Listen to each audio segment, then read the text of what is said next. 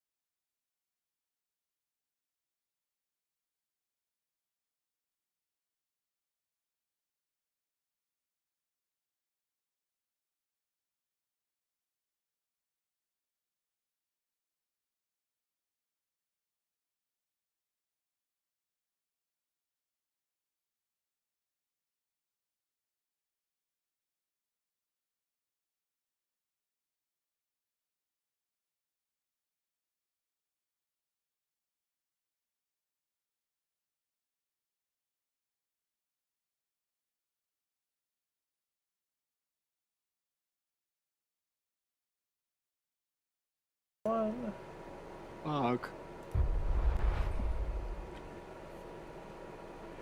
Alright, hello and welcome to Odyssey of Eternity. I'm DM Kenneth, and this is the Kenku Club, as we are in Tomb of Annihilation. Last we left off, our valiant party members ended up finding their way to the coast after months in the jungle, making their way through bush, jungle, zombies, swamps, craggy areas, boneyards, and one really nasty hag that brought all of your friends back and stitched them together in some sort of monstrosity. You guys have found your way to the coast and have found a vessel that is willing to bring you on and charter you down the coast to where you need to go. With that being said, you guys spent the night last night resting and relaxing. Amazing some sailors. Yeah, absolutely amazing, the sailors. And as you guys start to go to bed for the night and rest, Astrid, you're the last one to go to bed that night. And as the fire burns down low in your campfire, the fire peters out, but not before you see a brief flicker of silver in the flames before going out. It happens so fast you're not sure if it's a trick of your mind or an omen of what's to come. He kind of tilts his head and blinks a couple times, stares at the ashes, see if anything happens again. Nothing but smoke at this point.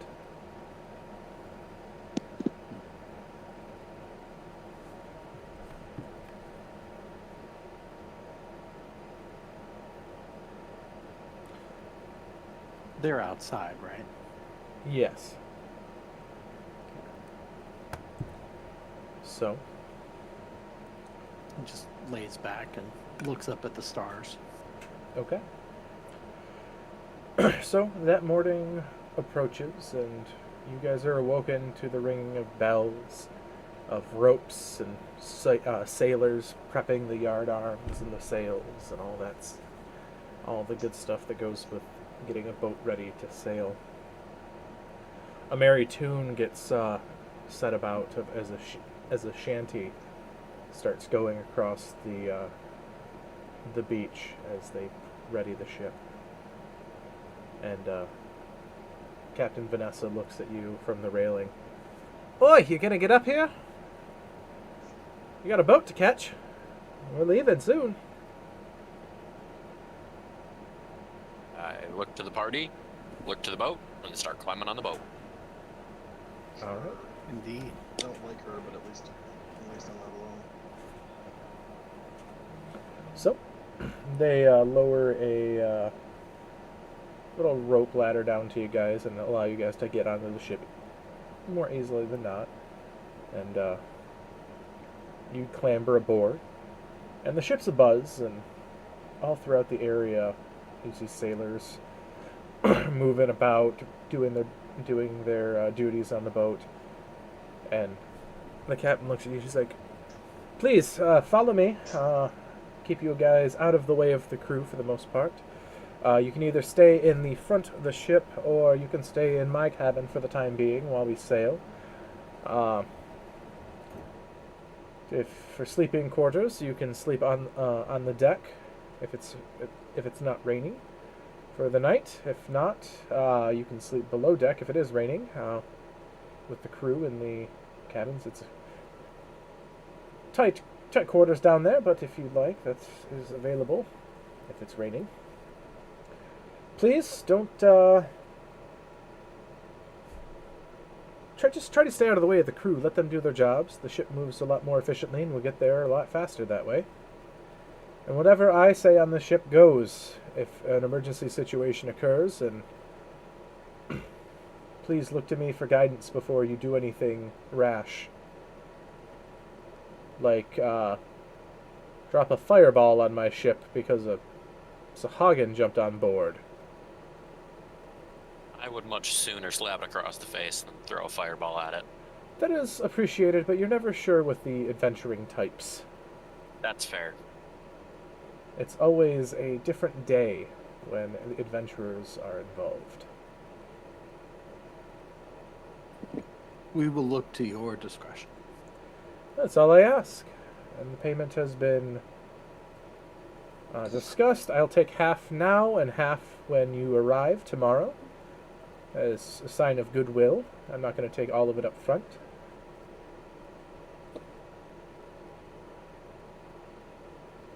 And she holds her hand out expectantly for the gold. I will give her half now. I already marked down the full amount in my gold value, so I'm just gonna leave it at that for now because I don't That's fine. fully remember. But I will give her half now. She nods and she's like, "All right, I bid you adieu. I need to take care of some business." And she heads up and starts barking orders at some of the crew. As the anchor gets raised, you guys start to push away off off the deck and or off the shore. And the wind is quite brisk today, and it's very favorable in your guys's favor at this point, heading south. A bit of work getting out of the bay, as the delta of the bay is quite violent with the turbulence in the waters and the torrents of the waters. But after a rough patch of sailing, you guys make your way out of the bay and into the great sea. Mid is sticking to the front of the ship. And Johan has a line on the water at all given times. all right. So, as you guys, what do you guys want to do on the ship for this first day while you guys are sailing? You can still see the coast at pretty much at any time while you're here. Off in the distance, it's quite beautiful to see the coast of Chaltz and the Cobalt Mountains rising up over over the forest. And Yes. I'm going to use some of my marvelous pigments to draw myself a notebook. Okay. That's fair. Just for, your knowledge of when I say I pull out my notebook, you're not like, where did he get that? And as you're drawing that, you have the pigments out. The captain's actually walking by, and Vanessa looks at you. She's like, "I know what that is, and if I see any unauthorized items upon my boat that are phallic in nature..." You're putting a kibosh to the critical role syndrome right away. There will be, what do you call it, consequences. And she goes about her day. It kind of just gives her a side look of, I wasn't planning on it, but now you put the idea in my head. It had to have been a jester thing. I haven't seen it, but it had to have been. Guessed it on the nose.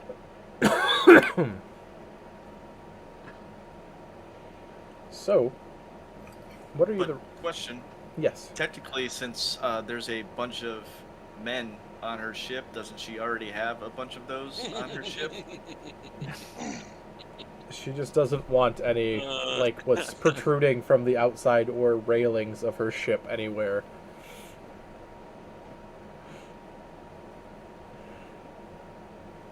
As she does not want that.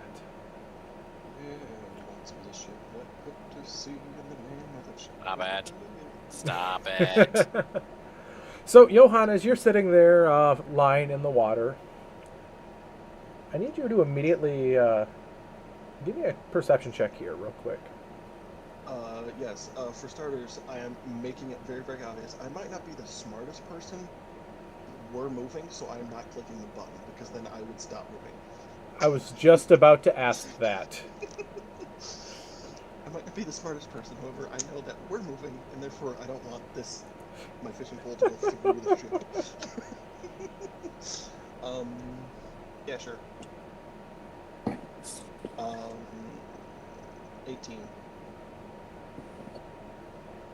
18. All right. You notice your lure bob imperceptibly.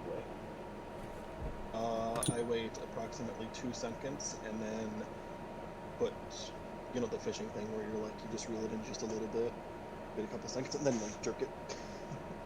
Okay. Mm-hmm. Now I need you to give me a strength saving throw. That might be a different problem.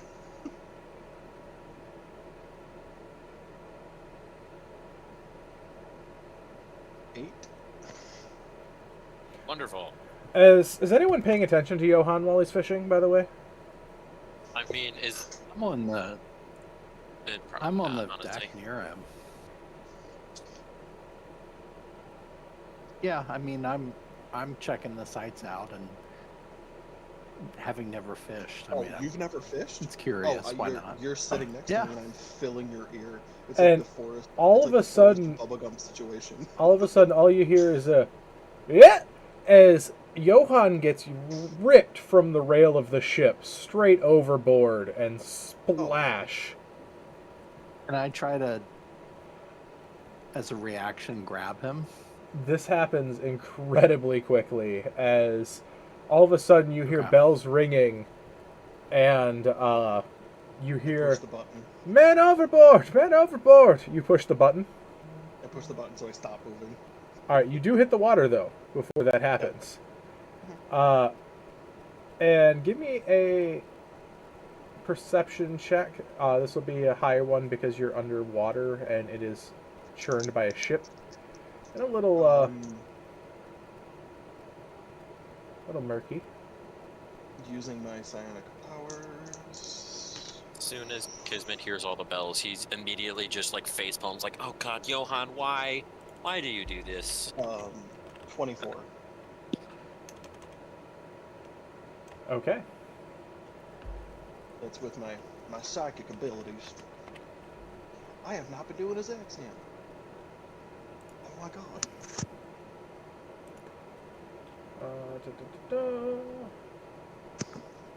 Well, see, I've been pulled underwater a couple times, so I'm not too worried about this one. So what However, sight did you or what perception did you get?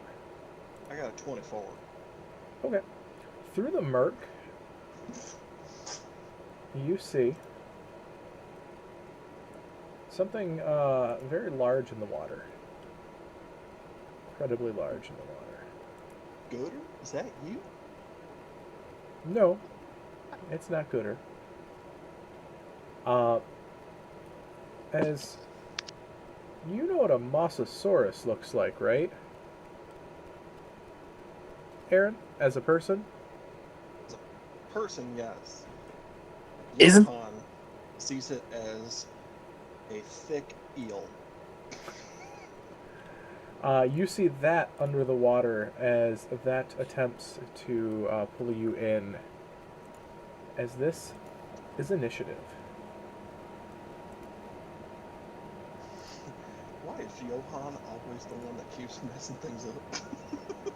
Now, is the initiative just for him? Anyone on the ship, you hear the bells and everything of man overboard and stuff like that. So Just checking because I've got a 9 passive perception, so I just kind of want to make sure where Yep. I'm at. it is hard to miss the bells. So Astrum, initiative. 15. Kismet, 5. Theron, It's loading slow, sorry. oh, you're totally fine.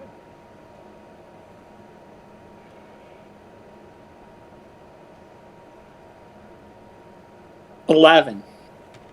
All right, Dantilus, That'll be a nice, wonderful 18. Johan, 12. All right.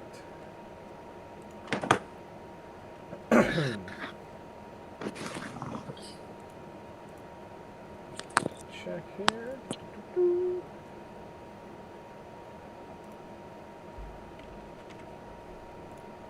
All right. First up is going to be Dantalus to respond. You hear the bells ringing. People yelling, "Man overboard! Man overboard!"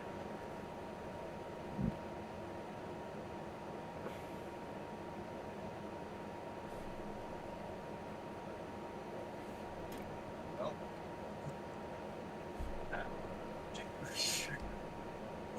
what I can do? Oh, I know what I'll do. I'm gonna send a message. Okay. And I will say, Johan, it's Dantalus. Where are you? I think you went overboard. Do you think you can make something up above the water so we know you're there? I don't know if that's 25 words. You can't respond to this. While he's underwater, is it a wait. is it a telepathic response, or does he have to like speak it out loud in order for it to be sent back to you? You know, that's something I didn't think about. But he can make noises. But he will be using his air. But he will hear my message in his head, so that at least he knows that we're there. So maybe he can do something, even if he can't, because he can hurt his position. And that will be my turn. All right, Astrum, you watched him, Johan, just get yoinked right off.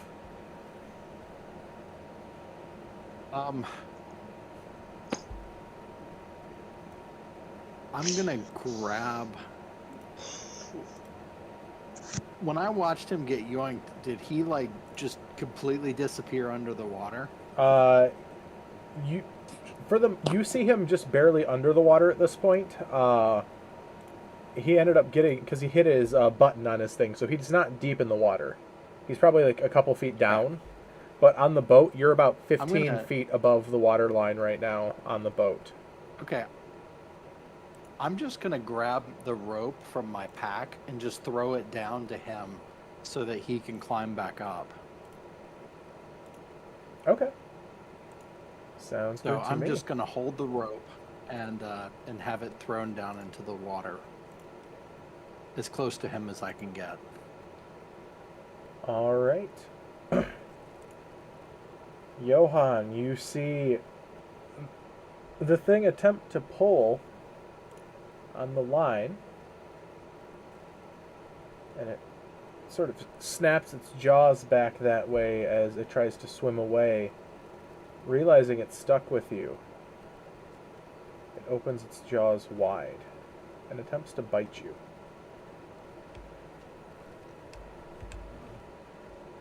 You're muted there, Johan. Yeah, your headset's back, right? Can I hide behind my fishing pole? Well, this thing is gargantuan, so that's going to be a 20 to hit you. Yes. All right. Ooh, a D12. I don't get to use these very often. I just bought Johan on Hero Forge. Can you not kill him, please? I also used the $50 that I won for your charity event. Sounds like a you problem. Combined with the events that happened today, I would rather not lose a character, please. That'll be 28 points of piercing damage. Oh Lord. Help me out. And you are grappled and restrained. And as you're sitting there, all of a sudden you just see the rope, the end of the rope is with you in the mouth. You just see it sort of tickling the side of your arm. Can he uncanny dodge that? He can uncanny, yeah, he can uncanny dodge for half. I'm taking half of that. Good call there. Good call. Alright, how much did you say it was? 28 points. 14. Johan, you are able to respond to this. My message or the attack? Yes. You just hear a glug glug fuck.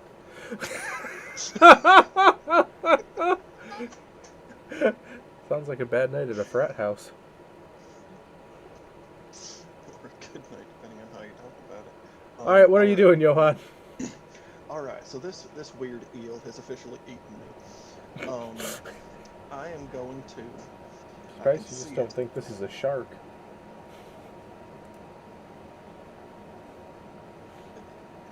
Sharks don't have smiles like this. So, sharks don't exist either. They're also what you would call a Sharks dinosaur. don't exist either. They're just spicy fish with extra teeth. Angry fish. Alright, so what I'm gonna do is not be happy for a minute. I'm gonna grab hold of the rope.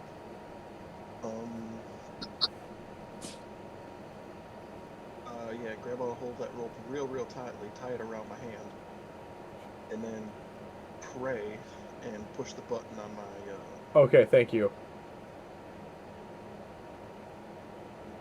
on my fishing pole. Yes, thank you for doing that, because when you tied that rope to your hand, the boat's still moving. A movable object meets boat. That's a form of execution right there. And proceed to start yanking on that rope pretty violently. All right. And attempt to climb that rope. Well, you are currently grappled and restrained, so that's about all you can do. Can I start stabbing this thing's mouth? I think it's your action to hit the button on that rod. Is it?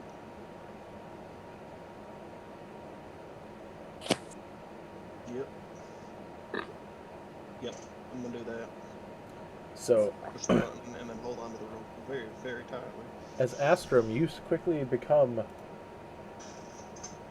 a fisherman with the biggest bait and the biggest line at the moment.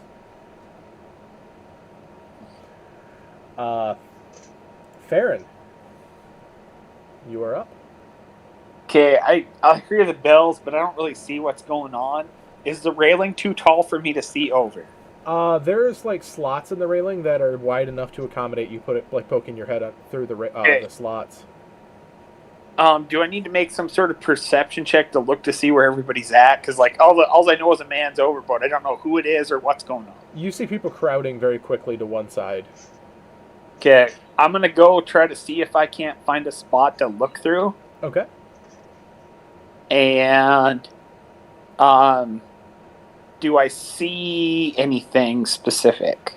You see the outline of an incredibly large shark-like creature and a rope coming from its mouth, and Astrum holding the line, legs planted wide in a very firm fighting stance with this rope. Is there something on the end of it? Yes, the large shark-like creature, the Mosasaurus. So I just see the shark on the rope. Do I see like I assume it's trying to eat someone or something. Yes, the rope you would assume is attached to the bait that is inside of its mouth. I can't really see in order to do anything specific. So I will Fishing, y'all. I see you're fishing. I'm actually going to use my action to give Astrum bardic inspiration. All right, that is probably very much going to be useful here. Now, as a reaction, can I do something specific when I see if there's actually somebody attached to it? Yeah. Okay. All right. All right. Next up is going to be Kismet. So we can see the shark, yes. The Mosasaurus, yes, but you cannot see Johan. All you see is the rope going into its mouth. I just need to see the shark. How far away is the shark? About 15 feet down off the side of the boat into the water. I need it to make me an intelligence saving throw.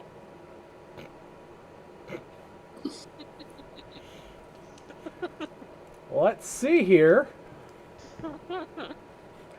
Does a 6 pass? Nope. It takes 11 points of psychic damage and must subtract a d4 from its next saving throw All right. as I cast Mind Sliver. Nice. All right. Anything else? And other than that, I just kind of look down him and I just like say it to no one. Damn it, Johan. Why do you cause these problems? You're why we can't have nice things. So, as on initiative count 20, Captain Vanessa shrieks out to the crew members, "Grab the harpoons! Grab the spears, the tridents! Force this thing away! Save that man, he's paying customer!" As sailors start grabbing pretty much any pointed object that they can throw into the water. Tridents, spears, some of them even have harpoons, go down. The shark has to make a dexterity saving throw, which he fails pretty horrifically. And he will take...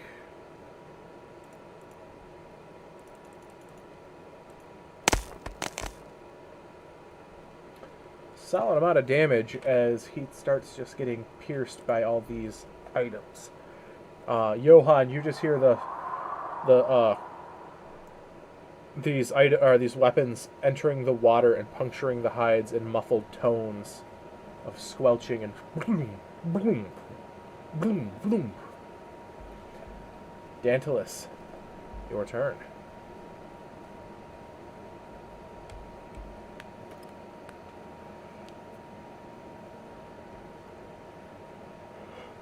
How far? So I can see the shark, but I can't see Him, Johan. yes. Yep. Okay. How far away am I from the eel thing? Probably about like 20 feet diagonally.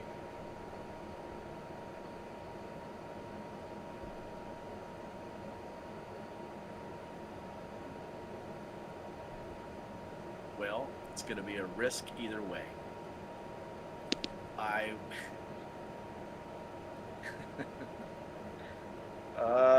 So I can't see him.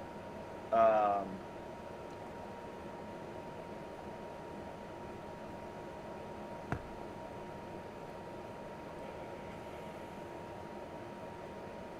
will cast polymorph on the creature. And that. Sure. Yes, because it is a creature, right? It is, yes. Okay. And I will turn it into a.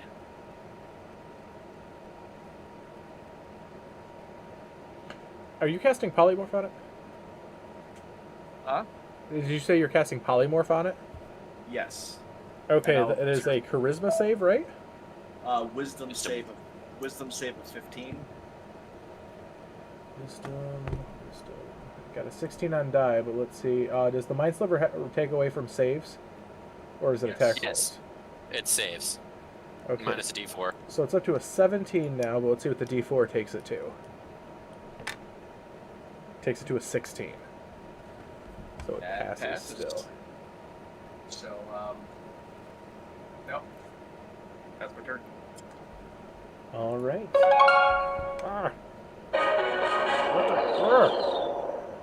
Sorry, guys. I turned the volume down, and I was turning on Discord to like answer a message, and that was apparently in the system tray. Sorry about that. All right. Astrum. All right. Feeling Johan pull on the rope, I'm just going to start trying to pull him free of the monster's grapple. Okay. Give me a athletics check here. Athletics.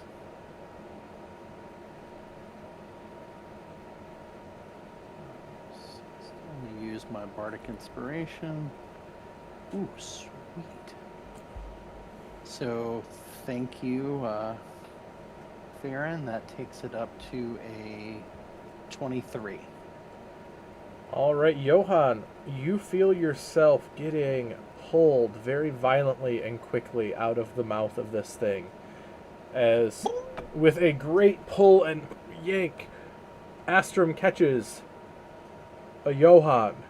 As Johann just gets forcibly wrenched out of the water, Johann, you feel your shoulder dislocate from the strength in which he's pulling. You feel that pop, and you'll end up taking 10 points of just damage. I don't know what even type of damage that would be, having your shoulder dislocated. Probably bludgeoning. Alright, uncanny dodge. Owie damage. You could if you had your reaction still. From there, you are going to be airborne just above the water line as you are hanging on the side of the boat. But you are not in the water, and you are not currently with or in the Mosasaurus's mouth anymore. Speaking of, it is its turn at this point, unless there's anything else for you to do, Astra.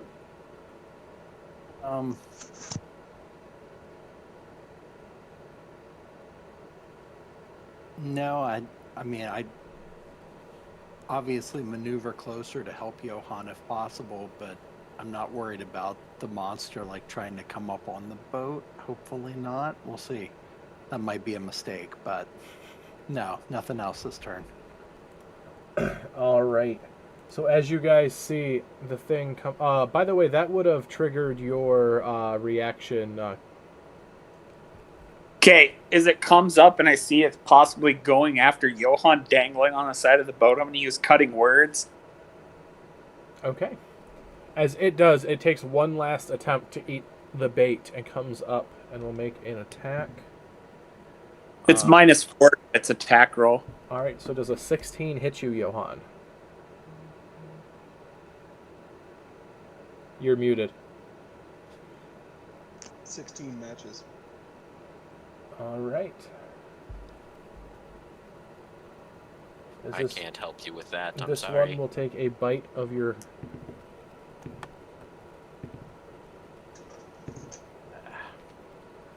So you will take 30 points of piercing damage. Cutting words, that thing. All right. Even or odds, Johann? Or not cutting words. I don't have my reaction yet, do I? You don't? Not yet? I have 21 hit points. Even or odds, Johann? Odds. Okay.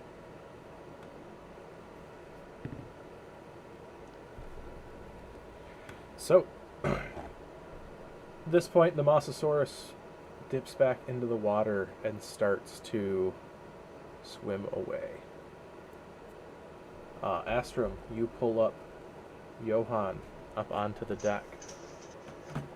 Hand over hand. And I immediately use... Hey, no, I'm going to look at you and be like, hold on. Don't you Okay. let me help him. And Okay. Run over. as you guys look at him, though, as you get him onto the deck, you realize he's missing a foot.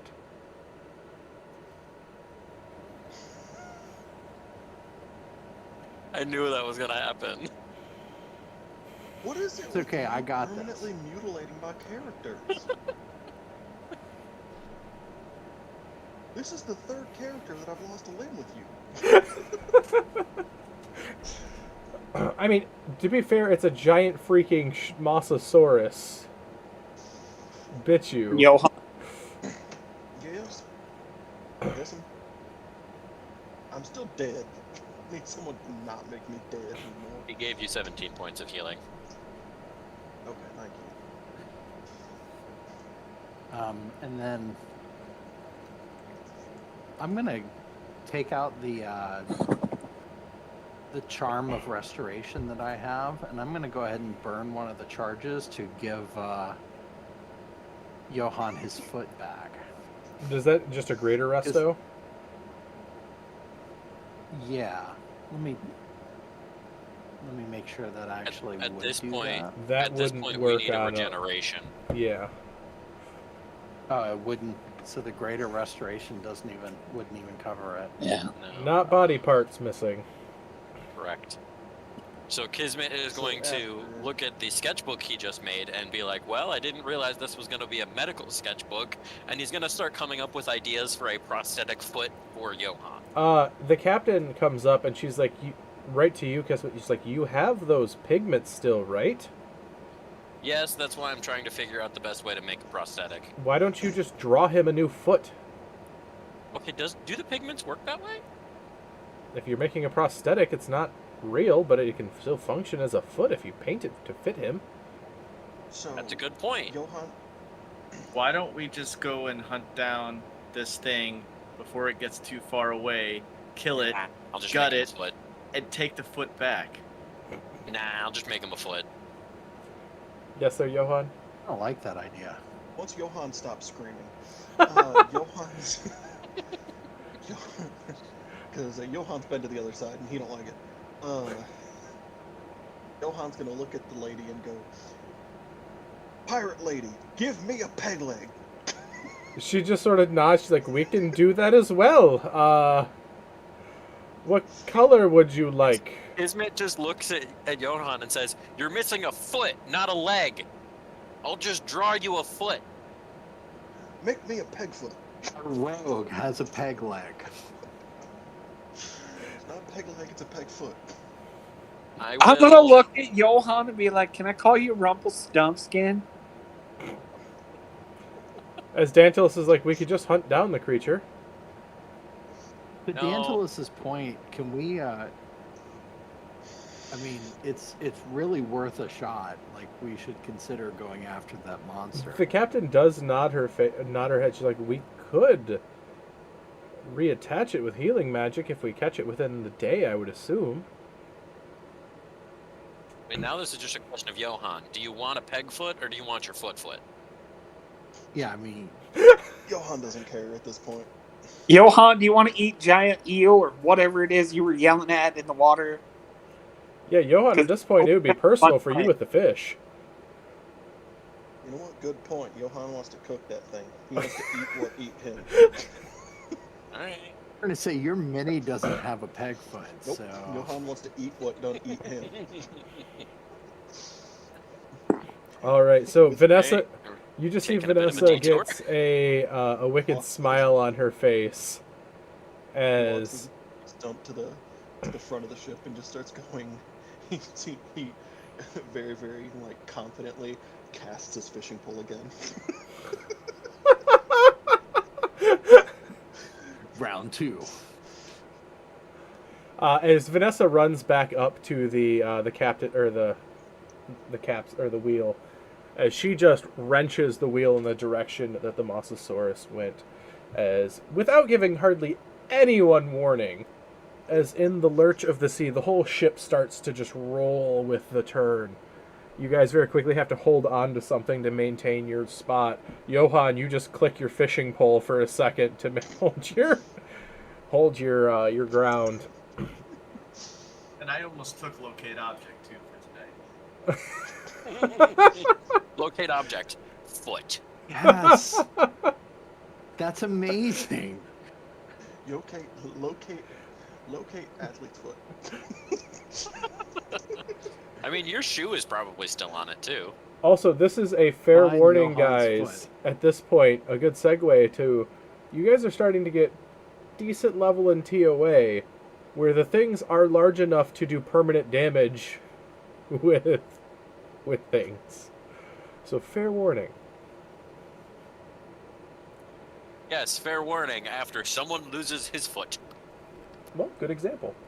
So, As they say, it's all fun and games. Somebody but you guys do have a solid trail to follow, as they did hit it quite well with those spears and harpoons, and there is quite a large blood trail in the water.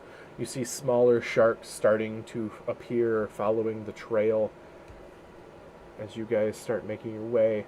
Crew members start harpooning the sharks and shooting off the small ballistae that's on the deck to try to scare off the sharks in the water. I can scare them off real quick. I just cast Mind Sliver at a bunch of them. I start looking at everyone, the party members, specifically Astrum and Calyx, and go, "Hey, can you guys give me some bit of health? I lost a foot." Yeah, here, save yours. I've got more than enough spells. Here, I got it. As Best to Vanessa, explain. I the lost a foot. the pirate captain, or not pirate captain, the captain Vanessa comes down to you guys, and she just leans into you, Johann. So, I seen you were about probably 6 foot yesterday, but now it seems you've lost a foot. As she just walks away. Kismet bursts out laughing. And she also, as she does, she like pats you on the shoulder, as there is a peg foot that has been fashioned for you for the time being to strap onto your stump. When I go to heal him, I'll strap the stump on his leg. I'll be like, "Hey, it's easier. Nobody else has to bend down because I'm already down here." All right. And I'll ratchet it on and let you fish or whatever it is you're doing. See, this is better because if I paint you a foot, that foot is now attached to your leg. So, I need someone to give me a survival check for the time being to help them locate this shark. And if anyone has any skills or any sort of thing that would help with this, like spells or the like, I will aid whoever does it so they get advantage. okay. Yes, Johann. I have a math for survival. You know what? That's a good point. We should probably let the one who lost the foot do the survival check. At this point, it's Ahab versus the whale. 29. Nice. Johann, you have such a keen connection to that foot, you just ratchet right on to its location. And you're like, that's where it's at. And you just keep your finger pointed, damn gravity, as you just keep your hand pointed, evil monkey style from Family Guy, just in the direction that the thing is, as the ship turns and starts making their way to that direction. After about half hour of sailing, the bell starts ringing again, as someone in the crow's nest, "Mosasaurus spotted!" As you see it breaching the water and leaping into the air, splashing back down into the waves ahead, probably about 100 feet in front of you guys. Oh, that's perfect. As it jumps up, can I cast Eldritch Blasts at it? I have 120 foot range. Yes. You absolutely can, as this will start initiative once again.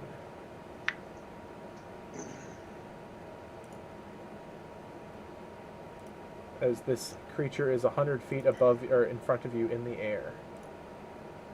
100 feet above us? It's Well, a lionfish. Not above you, in front of you and in the air, about 20 feet in the air as it leapt out. Astrum, Are what we is going your... with- Oh, we're going with different initiative. 12. Well, it's been a few hours. Fair enough. Kismet. 8. Yes, Dantalus. Question. Since you just said it's been a few hours, I didn't know if it was going to take that long or not. Could I have taken a short rest to recover a 4th level? Absolutely. Baron. 9. And before he asked if he could be healed, I gave him another 3rd level cure wounds of 18. Okay. I saw that and I already put it in. Okay. Thank you very much. I just make sure. Dantalus. 29. Hey, to kind of backfill, 29. how Holy much? moly. How many hit points are you down still? I rolled a natural 15 and then a 7 on the D8. I'll give you those Full 10. 7 on my Appreciate it. initiative. Hell yeah. Sure. Johann. 23. I got 23. 23. All right. This starts with Kismet in the My initiative with him Double Eldritch Blast. shooting the Eldritch. Actually, well, it's just going to go normal initiative here because it goes after all of you with a natural 3 for its initiative here. Nice. So, Dantilus, you were the first to respond as you see this thing jumping. It's about 20 feet in the air, 100 feet in front of you. So I've got a good look at what it looks like. You absolutely have a good look at what it looks like. I'm gonna go take a diving leap off the boat, and I will polymorph myself into that. But Are you level 8? completely. Oh shoot! I forgot. It's CR8, isn't it? It No, is, I'm not. yes. Back that up. No, I'm not doing that. That's completely what I was gonna do. All right, so within 100 feet. I love the idea of that though. Yeah, I was just gonna get a little payback. You have seen Sarcosuchus in the jungles and the rivers because you guys have been going down the rivers for a while. I don't know what that is. Sarcosuchus are the giant crocodiles. It's in that Beast of Jungle Rot that you have. Is it? Are they gargantuan as well? Do they Yes. match in size? Yep. And that's CR5. Or no, CR7. You have seen those along the riverbanks. Going down the rivers. I will give you that one. Okay. All right, I'll do that instead. I was Okay. gonna switch it up to psychic glance, but I think screw the save. So I'll turn into that. Alright, so you guys see Dantilus go off and do a beautiful swan dive straight off the side of the deck. People go gasp as he does, thinking that he's just suicidally jumping overboard, as artists are known to do stuff like that every now and again. I will be very differently colored. It'll be very light blue with on the tips of the scales. It'll be white, so it'll be blue and white, so they know who I am. Alright, and as you do this, your shape starts to change. Your head up, your nose and mouth extend out, comically large to begin with. Teeth start protruding down as your body starts to match that of the Sarcosuchus. Nice. So I've got a 50-foot swim speed. And you hear a ticking sound now. That's funny. All right, but he's 100 feet away from me, so then I will just dash the whole way there. I can hold my breath for an hour. Yep. So I'll just swim all 100 feet right up on it. Alright, so you're right underneath it at this point as it's still airborne, as it has not landed yet from its leap. But you are just at it. Johan, what are you doing? 100 feet away. It's just out of my reach. He has my foot. I'm going to.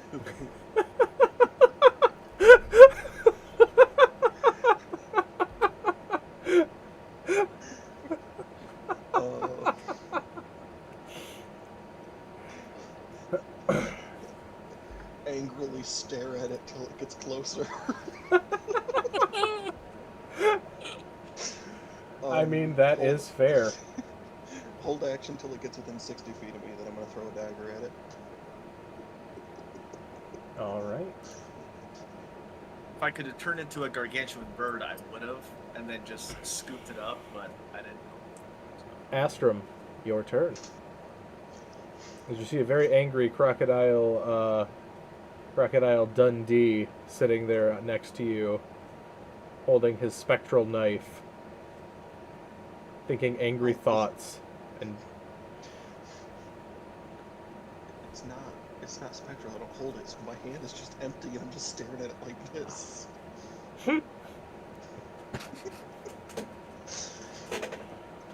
I unfortunately am complete garbage when it comes to range. I guess I'll get a little bardic here and just set the mood. I'm gonna draw my sword and just use thaumaturgy to just cause like the sails to like ripple and just anything on the deck to shake, like let's get this going, let's do this. alright, as you do that, all the lanterns light up as you do this. Silver flames. Before fading back to their normal color.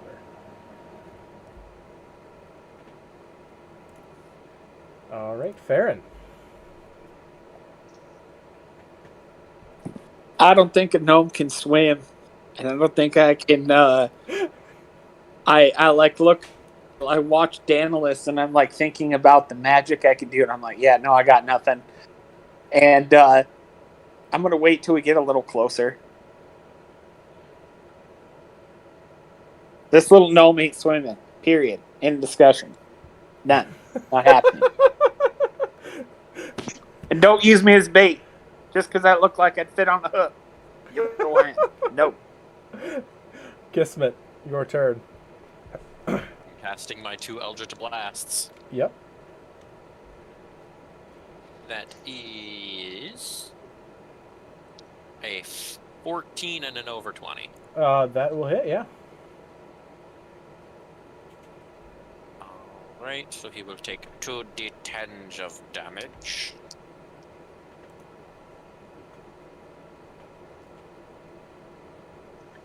Points of force damage. How much? 13 total. All right. Sounds good. And you notice it still has the spears and everything in it from the last encounter, as its health has not come back yet. Its turn, it is going to splash into the water, see a giant freaking crocodile right in front of it, and it's going to attempt to bite. Say, in a while, Mr. Crocodile, and attempt to bite you as the kaiju battle of the high seas begins. So hoping it was going to run away. It'll get a 28 to hit you, which will definitely hit you. Yes, my AC is a 15. 9, 14, 19, 24, or 25, 32 points of piercing damage, Okay. and are grappled as it locks you in its jaws. Okay. That brings me down to level 5. Next up is going to be Dantalus. This thing just bit you. But I'm grappled, so I can't actually do anything but break free, correct? No, you can still attack. Did you maintain your polymorph, though? Because you still have to maintain concentration on polymorph while you're polymorph. Correct. That's the only downside about polymorphing yourself. That's a natural 16. So you would have had to made a 16 to make this one because it was 32. Yeah. So yeah. Because I have plus 0, so yeah, 16. Well, Unless you I'm use using the it you use the con mod of the creature that you are. Oh, then it's a 20. Yes. Yep. So you make it. Cool. That's the only saving grace with polymorph on yourself too. Is usually your con mod gets 5 times stronger than what you normally are. Yeah. So this is weird because so I have a multi-attack, Yes. and if I bite it, it's restrained.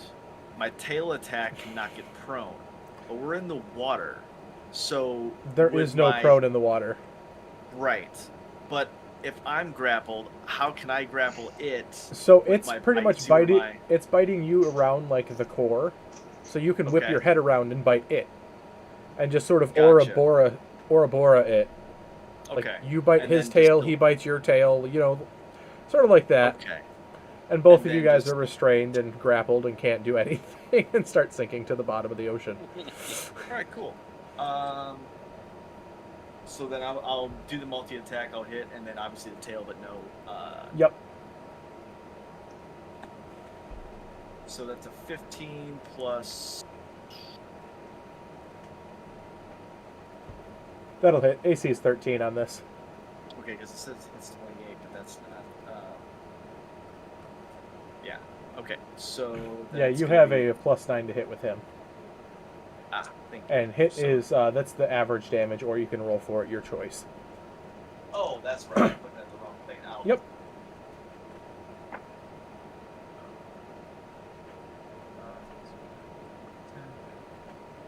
So 9, 7, 16, 21, 22 on the bite. All And right. then the tail is going to be a 17. That'll hit. All right, that's 3d8. Oh, wait, did I hit that right? 19, 16, Also, Johan, 17, you're 22. That's 28. I actually rolled the same thing, so 28 on the bite.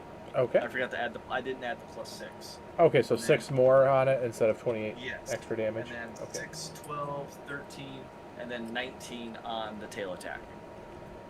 And then it's grappled as well right now. We're double grappled.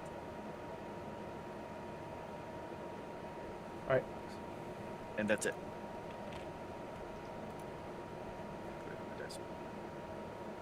Grapple me, I grapple you.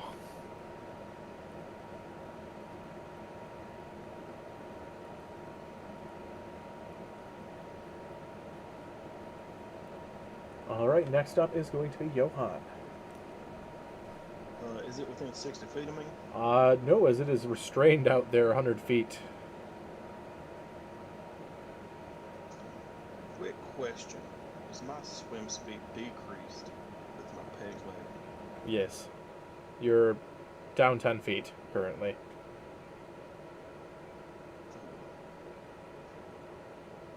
Alright then,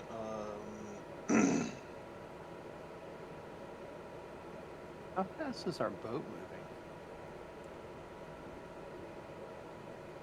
That's a good point. Yeah, you're within 60 feet of it at this point. sweet. I'm Boat gonna don't throw stop. 2 daggers at it. Do I get sneak attack because it's currently being hugged by my buddy? You would, yeah. Sweetness. Snuggles. I don't know about snuggles, more like struggles.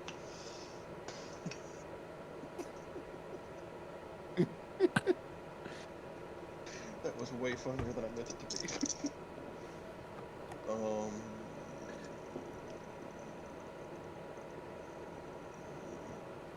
Does a 17 hit? 17 will hit, yeah. Sweetness. And they all hit. Not a snake. It's garbage.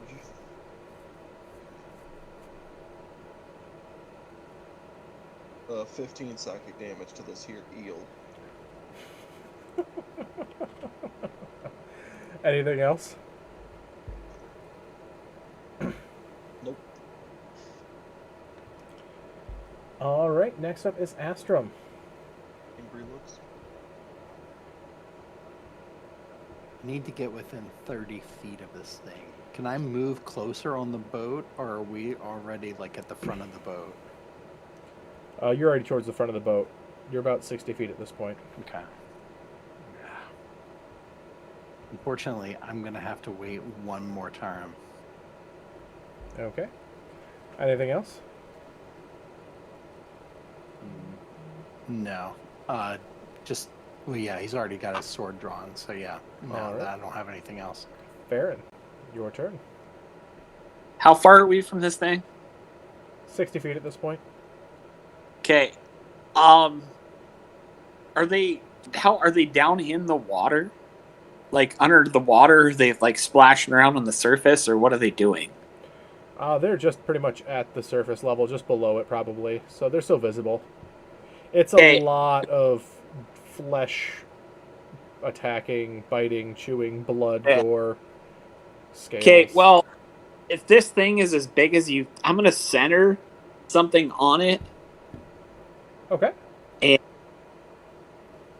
It's a 5 foot like cube. Okay.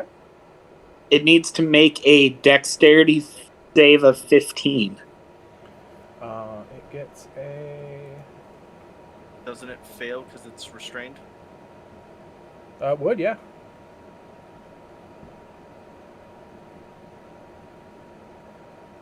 Yeah. So it auto fails. So would you if it hit it. Or if it hit you as well. Oh my god. But everything is large enough where that doesn't happen, as you are two titan gargantuan creatures attacking. You're in that damage. Come We're on, on a 46. man. I rolled 6 points of damage on a 46. Did you say 6 Six. points? Yes. 6. What spell did you use? Snowball swarm. I dropped a pile of snowballs in the middle of the water. As Farron is just sitting there, creating snow in his hand and just somehow getting more range than his little frame should allow him to throw.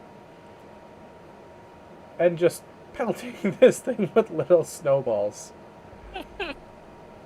I'm sorry, that damage is awful. It's what happens when you let the thing roll for you. Yeah.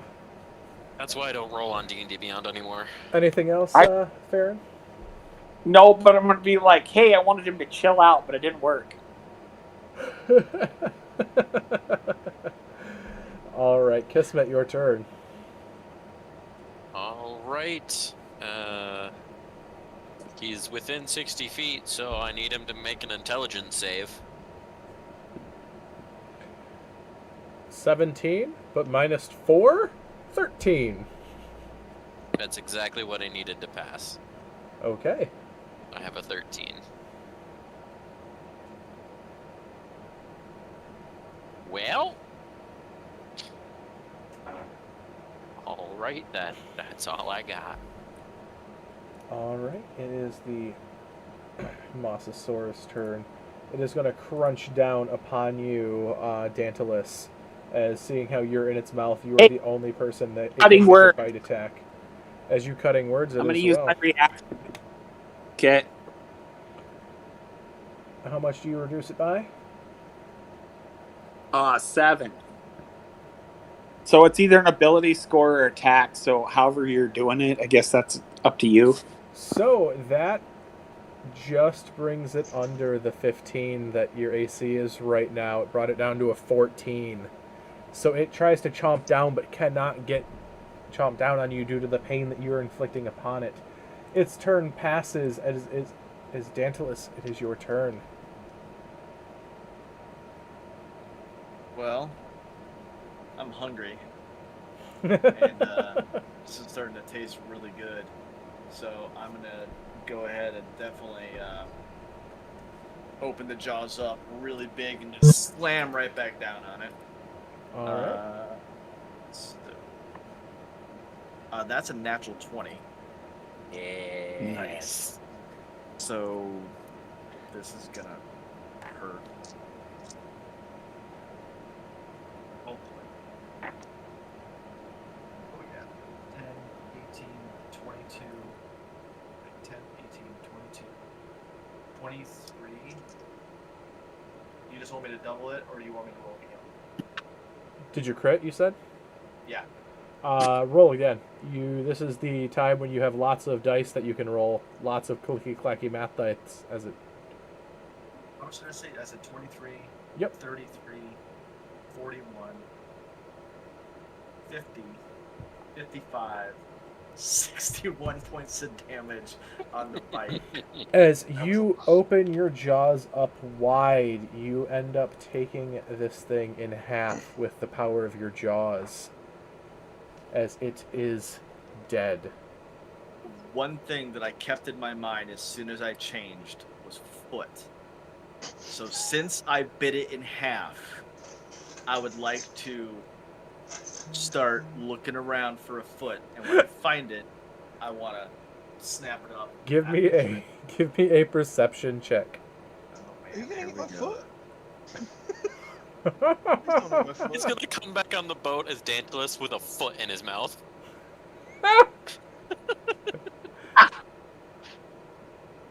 So I just rolled another natural 20. And that's so it'd be a 21 for perception. Or no, I'm sorry, it'd be a 24. Skills plus 4 for perception.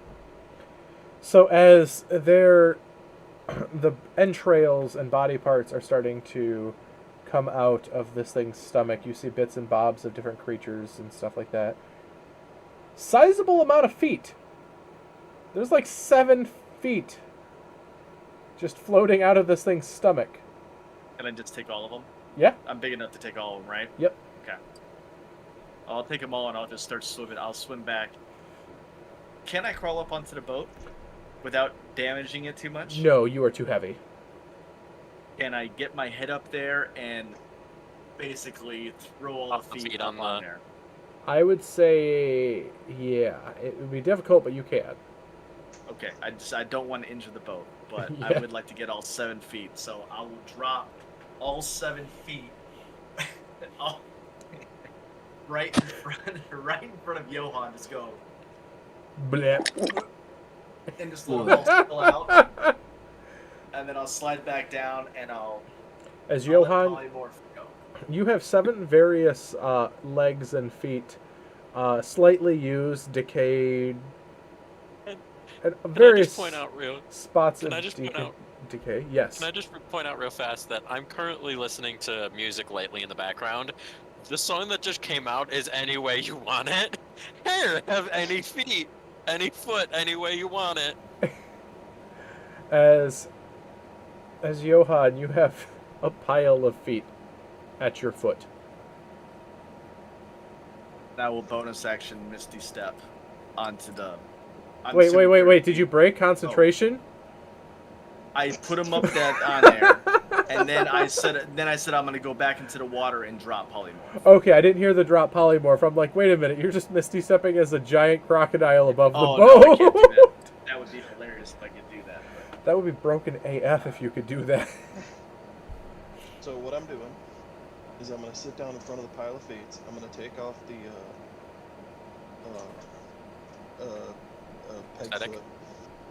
peg foot that I have, and I'm just gonna start trying them on like shoes. Just figure out which one works. So there's one like a hoofed creature's like leg that like is there. That's a foot. You find a couple like human feet. One of them's like from the knee down. You do find your foot, sort of like Cinderella with the missing foot. Your boot's missing, however, but like your foot's there. I can draw him a new one. Anyways, hey Ken, I have a question. Yes. That antlered foot, The hoofed one, yes. hoofed one. If somehow that got attached to my body, would it be roughly too big for my foot? Would I walk uneven, or would I walk normal? Even or odds? Evens.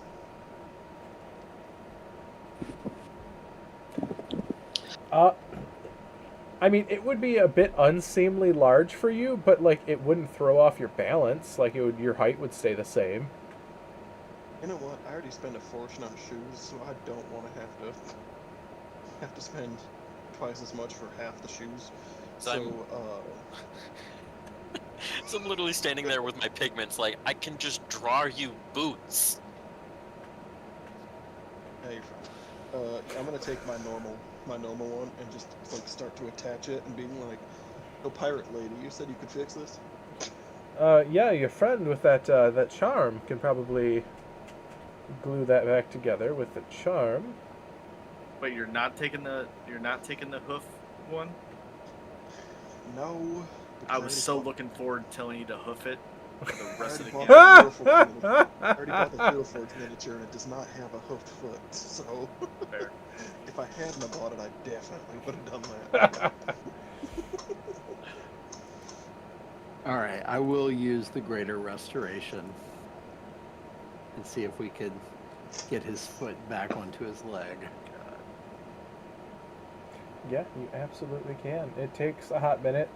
And Johan just starts to scream pure bloody murder as the feeling and pain of his foot reattaching through the magical means, as it's sort of almost like a trash fire where you can't look away as the muscles are coming up, cording back up around the splintered bone and the broken bone, coming up and stitching back up. An odd, weird sensation that every adventurer has watched at one point in their career when they've gotten gored or cut and they pour a healing potion over the wound and just see the muscles and stuff stitch back up. Which, actually thinking about it, you guys wouldn't really be that bothered by this being adventurers with healing magic and stuff like that being around. You guys wouldn't. I would. Yeah, I'm gonna look. you feeling it, I'm gonna look Johan. over. It's awful. But yes, I am what you would call not happy. Farron. I'm gonna look over at Johan as like I can tell this isn't pleasant, and I'm gonna pull a little flask out of my vest and be like, "Here, this might taste good." I down. It's just fancy like booze, and if he drinks it all, I don't care, and I'm gonna smile and give him a little thumbs up. You can tell Astrom kind of feels bad. He's like, I didn't really stop to think that that would really hurt. I'm sorry about that.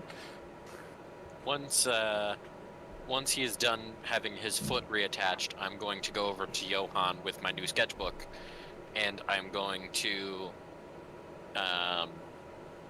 hand him a pencil and one of the papers and say, "All right, draw your dream boots."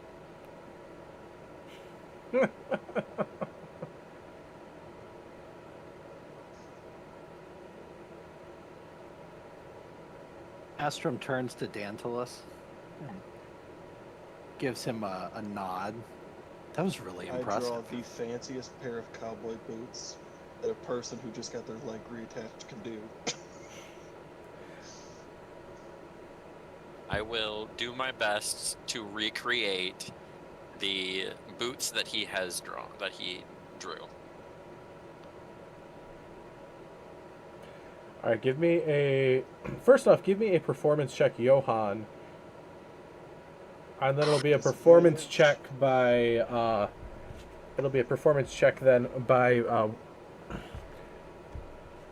Kismet to try to recreate what he drew. I rolled it at disadvantage because, well, me. Your hand I shaking got- from the pain of... Performance, that's a 4.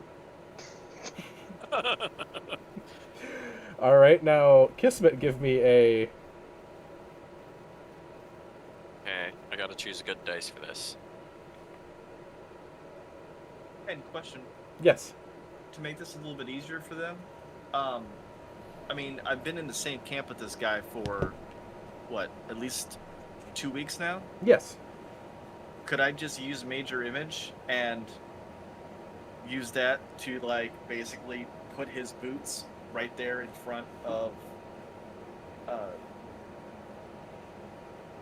don't know why I almost called you Astrom, in front of Kismet and just basically here are the boots? So, for his previous boots, yes. He drew his dream boots here. Yeah. Oh. Of what he okay. wanted. I misunderstood. Yeah, Okay. so he drew his dream boots, which, with his performance of 4, looked like something that a child gives his parents to put on the fridge. And now Kismet is using his performance to try translating that to an actual boot to draw. Correct. And I got a 17 performance. Okay, so you see what he's envisioning there, and it's not what Johan had perfectly in his mind, but like it's close. Sorry, I got you guys sidetracked with my foot disappearing. I just wanted to cook y'all dinner. Now look at As they're actually hauling parts of the Mosasaurus to the back of the ship to start processing it. I start taking out some of my mama's special Cajun rub, and I start going, all right, we're cooking this tonight. Where have you been keeping that this entire time? You really want to know, or you just want to eat some Cajun? I'm not gonna ask You anymore. want to eat some Cajun? So I will certainly answer that, but you might not like the answer. Vanessa's going to look at you guys, and she's like, so this is going to keep us for a bit while we process this, if that is all right with you. We'll have a fine meal tonight. If you've never had Mosasaurus, it's very much like shark. What? She just looks at you, I think that would. and she's like, how are babies made?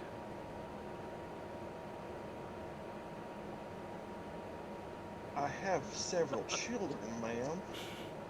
I just had to ask because you seem like someone whose education was stork related.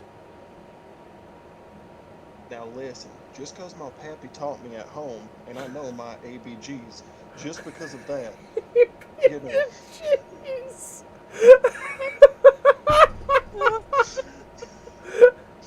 I can still. I have to give you inspiration for that. That's as she's just looking completely just blown away. I'm gonna be standing behind Johan and just giving her a look of, we just accept it at this point. Just don't question. Like Vanessa has a deep, deep belly laugh for like a while, and she just looks at you. She's like, "This man's a keeper. Keep him alive with you guys for a while, and you guys have entertainment for hours, days even." Sure, as I start cooking up. Cooking. No, there's no fire allowed on the ship. No, there's Hey, there's a cooking cabin. Oh yeah, I start grabbing a big slab of that Mosasaurus, eel. Sorry, big eel. About the size of my arm, possibly both arms, and I bring it over to the cook's kitchen, and then you hear me argue with the cook. And we're gonna have some fine Cajun tonight. God. I want to look at So- Dantalus for a second and be like, that's the most fabulous fishing expedition I've ever seen. So once Johan goes downstairs, Kismet's gonna get an idea. He's gonna draw a giant shiny belt buckle for Johan.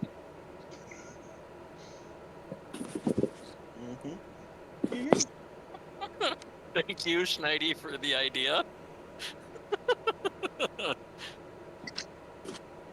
One that'll match his boots. You know, I'll be honest. I was actually gonna originally when I started jumping off, I was actually gonna turn into it, and I figured that that would be kind of like a good matchup. And then I realized that I'm not quite powerful enough to turn into that. So before I hit the water, I actually had to turn into the last thing I saw, which was that crocodile. So as cool as it wasn't exactly what I had planned, but I made it look good. Still, you taught him how to fish a whole new way. Yeah, you did. You made it look pretty damn good. And the only thing I had in my mind the entire time was foot.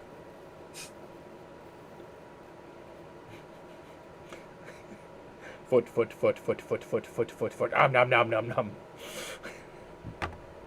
As the giant I'm crocodile. gonna go wander away for a little bit and kind of like dry myself off.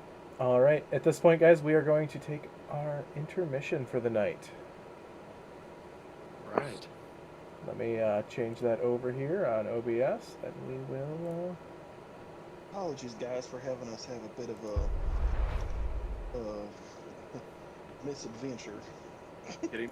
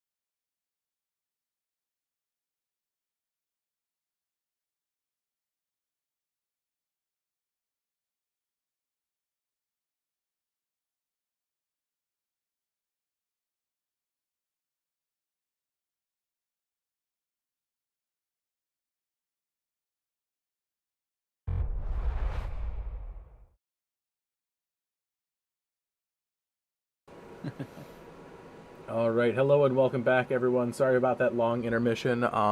Life happens sometimes, and we apologize about that. But as you guys sit there, Johan ends up making a wonderful Cajun meal for everyone. And to the chagrin of most people, as they were not accustomed to the amount of Cajun spice that was present in the gumbo that he was making with that fish, that there eel, in his own words. And it's a hit. Everyone likes it. Everyone loves it. Quite a few people are downing more liquids than they should to try getting rid of the taste out of their mouth. Not because it's bad, but because it's just too hot. But 30 plus people on a boat. Give them gastrointestinal problems. Call them all bitches. I mean, there's a reason they call it the poop deck. Hold your buddy's hands and ankles while holding them over the rails.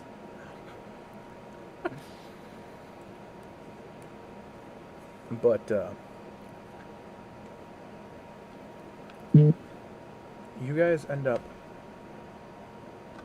spending the night at sea, just moored off the coast. The bobbing of the ocean back and forth. What is that buzzing noise I keep getting? But the bobbing of the ocean up and down. For some of you who have never slept at sea, it's a bit off-putting at first. But very quickly turns very relaxing. Very calming. Right as everything is calm and quiet, all of a sudden you just hear Captain Vanessa scream, "Who the fuck put a foot in my footlocker?"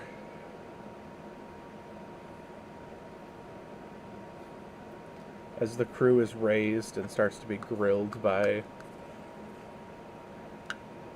everyone going around, as she is absolutely just terrified, or just terribly angry that someone had the audacity to put a rotting foot with her knickers. Look to the party, and I just give them the look of, okay, who did it? I didn't, but I kind of wish I had. You think I would waste a perfectly good foot? I haven't figured out which one I want yet. You already put yours on. I'm well aware of what I said. Might cut it off and reattach a new one. That's right. We might not be done here. I'm trying this one out for size.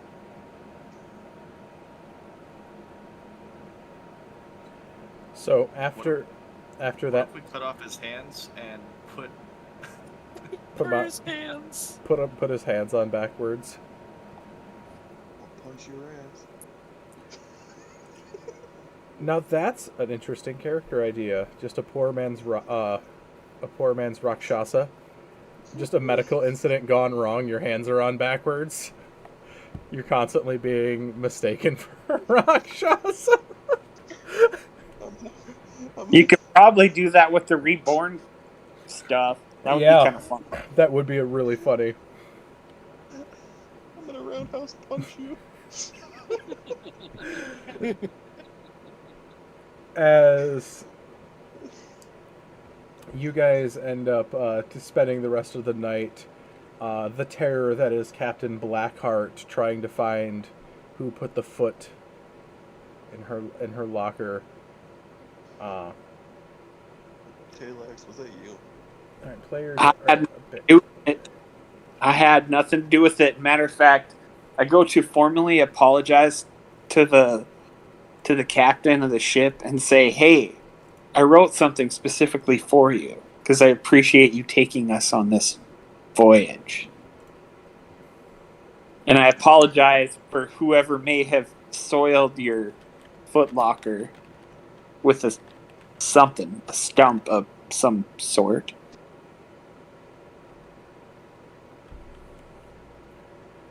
She just looks down at you as you feel the crimson glare down upon you. You're apologizing. Does that mean you did this? No, because I'm gonna awkwardly smile at her.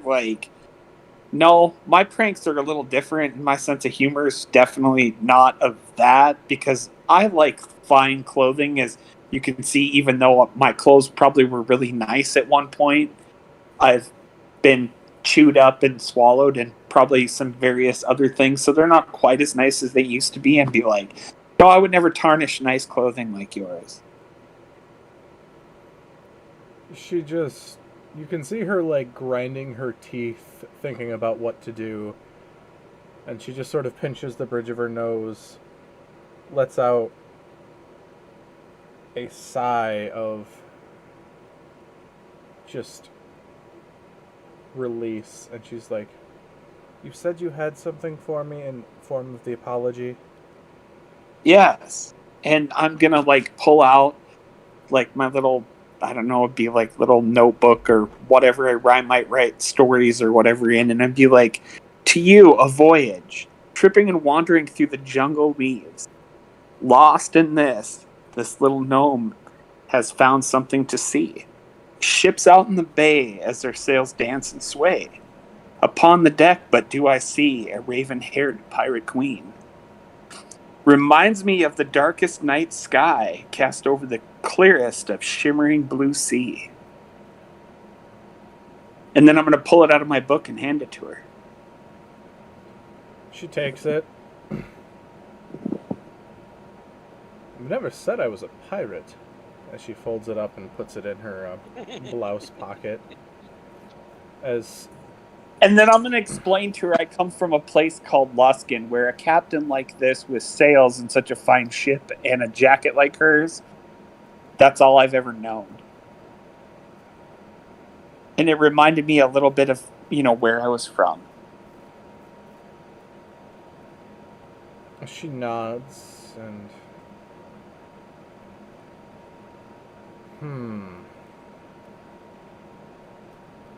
Let me think of this.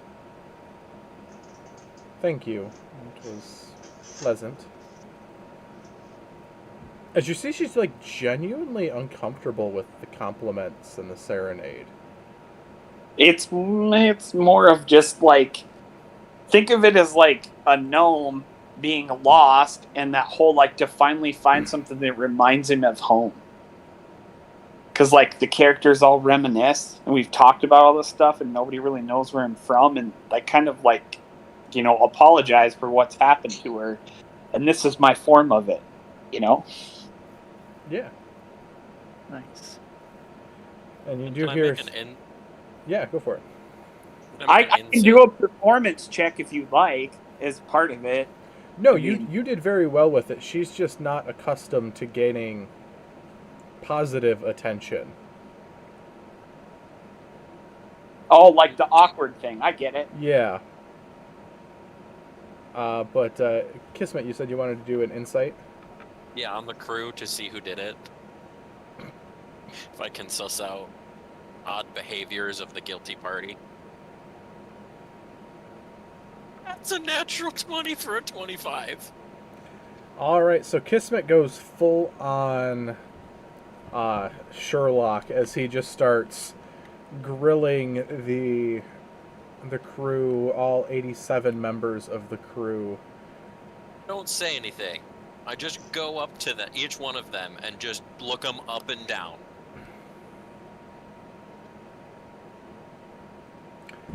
And you really don't get the feeling that anyone here did it.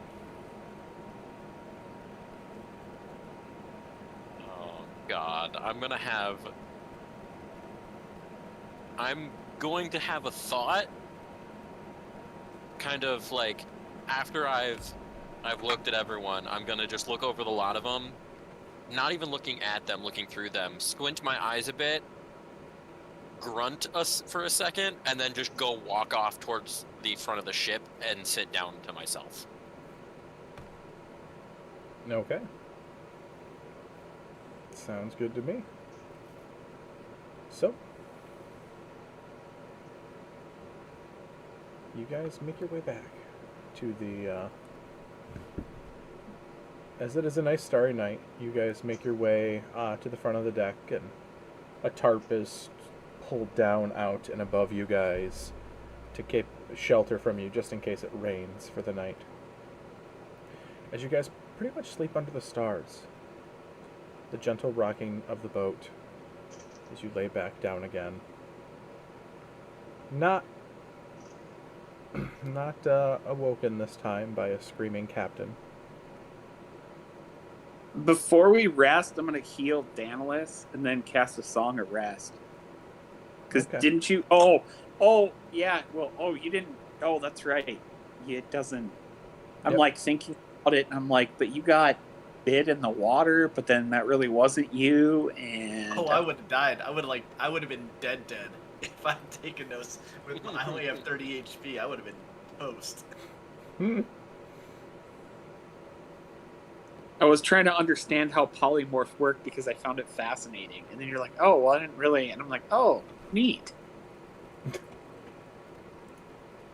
And I'm going to converse a bit with Watcher, basically yelling at my father, who I assume possibly put the foot in her footlocker. That was my thought process of, that's hilarious. Fuck. Is it him? Was he the one who did it? And as you're just like bitching at Watcher, and Watcher is just like chittering back at you. Anyone who's in the area watching this, you'll see a little Fey portal open up as a boot just flies out and just beans Kismet right in the back of the head.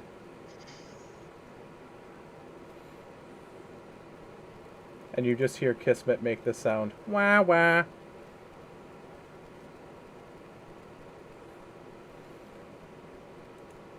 And my assumptions have been confirmed.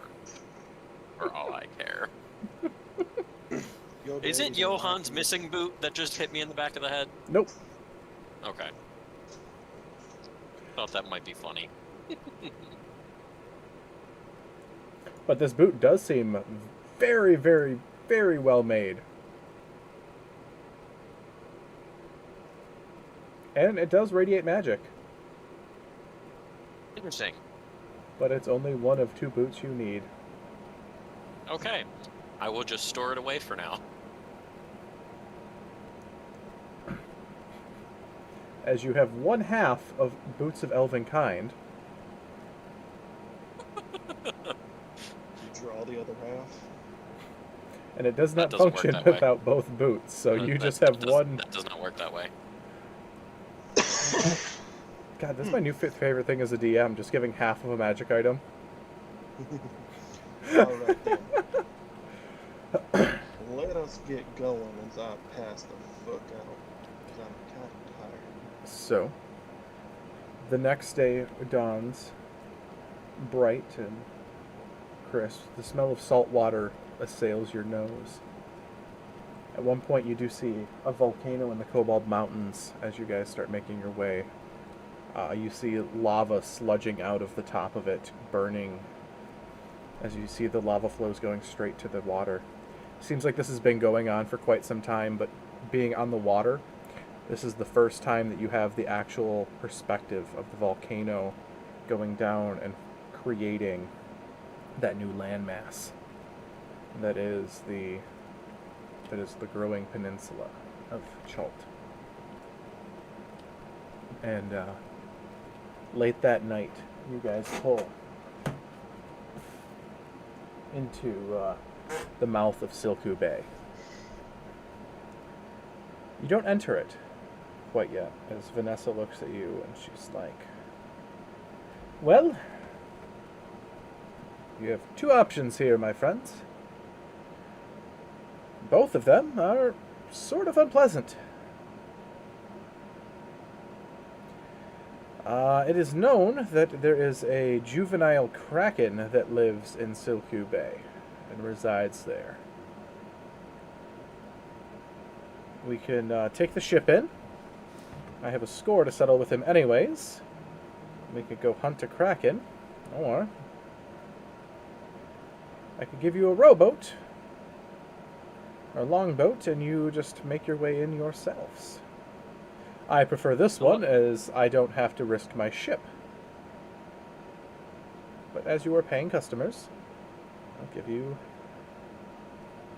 the choice of... Far is the travel time would be the ship from there to land. The ship to land would probably be like 2 hours. The rowboat, probably 6. Oh, so we're far out. Yes. You're out just outside the bay. You can see the bay going in. That's the closest landfall. The closest landfall is the mountains, and there isn't enough coast there. It's like sheer cliffs going up. So it's hard. We need to get into the bay. The bay is where the beach is, where you can actually land. I say we go hunt a kraken.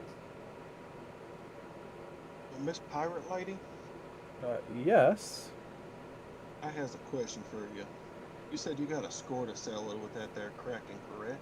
Yeah, remember my one of the boats we left at the last bay? It was torn asunder by one of these things. Well, you see, I had a score to settle with that there big old eel that took my foot.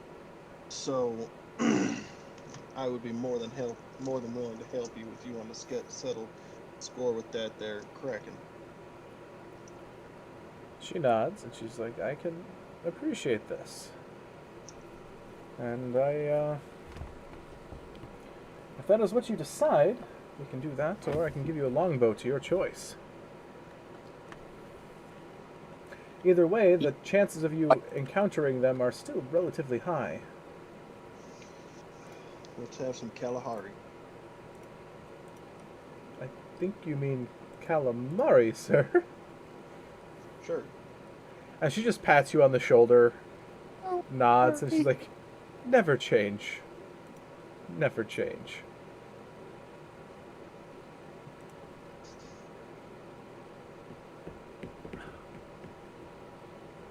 I say we take the big ship and increase our chances of survival. You know, when she first started talking, I was like, well, here's where we fight her and all 76 pirates. Great. But no, okay.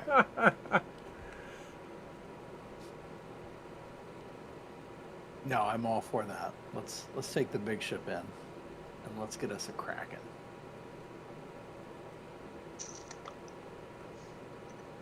All right. So she looks at you and she's like, well, the thing with krakens is they're very fickle creatures, and I don't think that it will just come out by itself. Do I gotta lose another foot with this? I would recommend that we can try to lure it out, or we can send you down below and you guys can meet it where its lair is. They're known to hoard quite a few baubles, and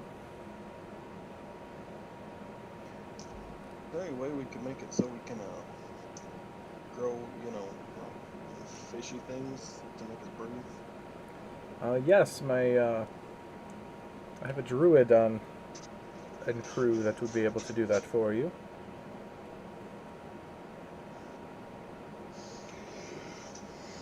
I don't know about the rest of y'all, but I'm totally down to kill some of that there Kraken. Sure.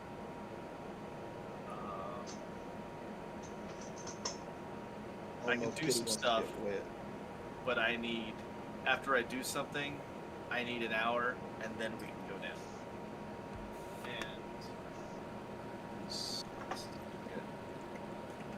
if you'll give me an hour, Ken, to do a arcane recovery after I'm done do something here, that's okay.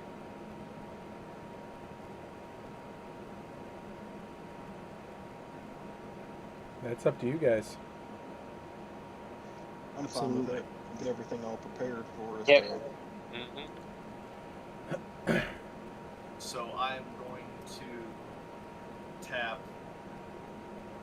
I'm gonna give gift alacrity. So I'm basically gonna spend my last three first level slots, and I will give gift of alacrity to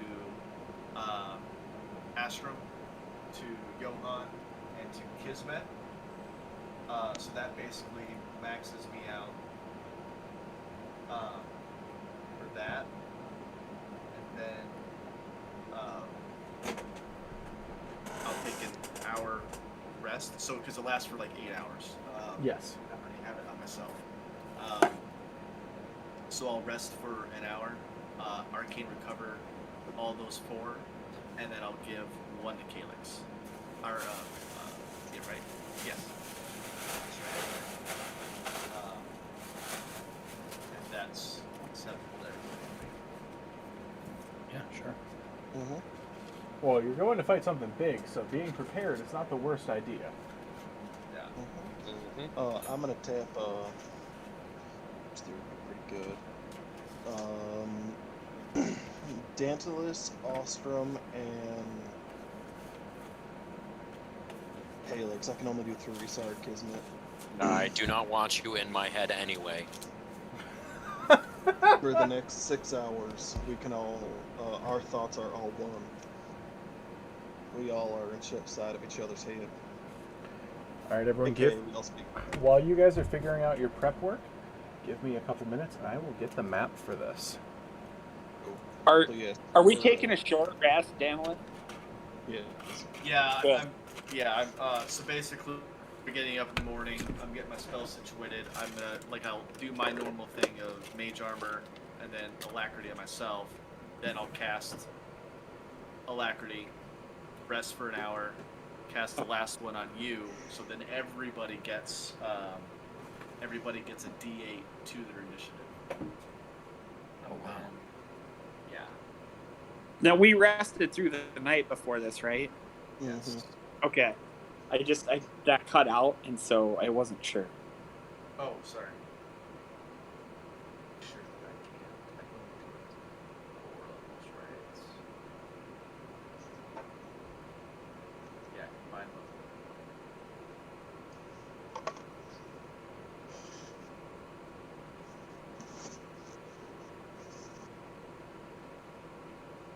Save that adjustment.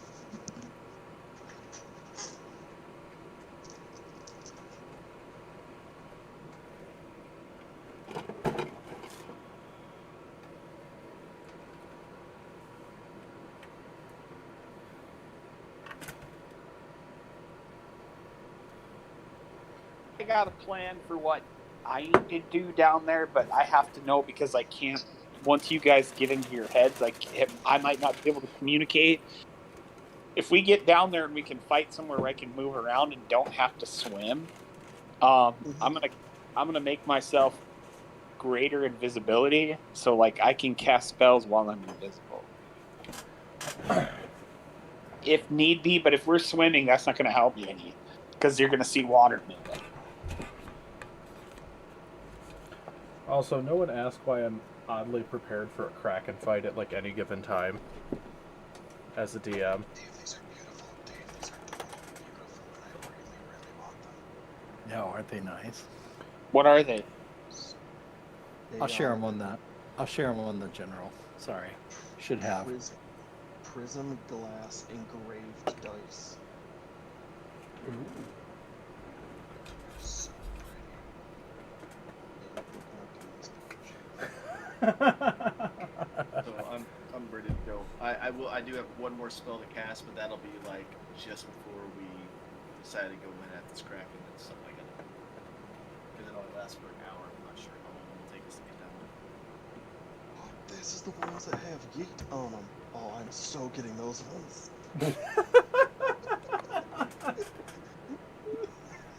The D20 says yeet. We got one for one of my friends who can't roll. He's the one that got the crit canceled on him by the Grave Domain Cleric. because he just can't roll crits to save his life, but he rolls ones like they're going out of style. We got him ones that say fuck when you're rolling that one. These are the same ones. They say yeet and fuck. The D20 is yeet, the D1 is fuck. Nice. Why are you not going in, camera? There we go. I swear I don't usually have this problem. Yes, you can, don't lie.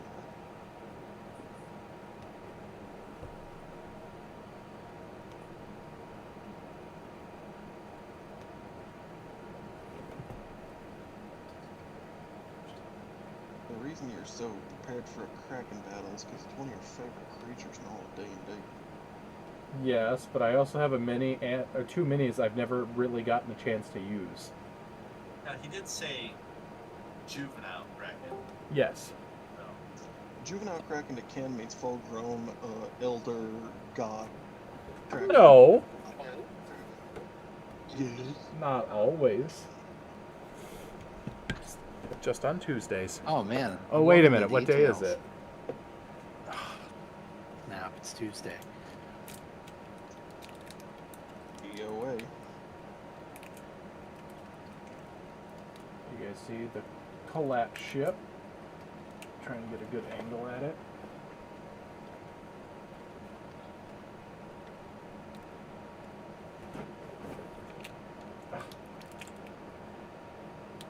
I hate cameras. I'm trying to line them up. Well, the cameras hate you. They really do. Twitter's gonna be so sad that he missed fighting a Kraken. Like, Correct. He's gonna miss fighting that giant eel. It's gonna just be sad. See, I do have like the fallen star oh dude, that's nice. that's covered in about an inch of dust because I've never gotten a chance to really freaking use it, except for just It's displaying user it. right now. This is Yes, like we this have. is the second time I've ever used this mini since I've bought it, which makes me both sad and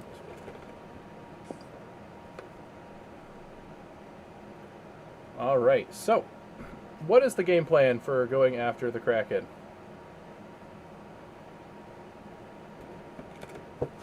All of us but Kalen, or not Kalen, Kismet, are all telepathically linked, so in case anything goes wrong, we don't have to like speak to say stuff to each other. That's my bit of preparedness.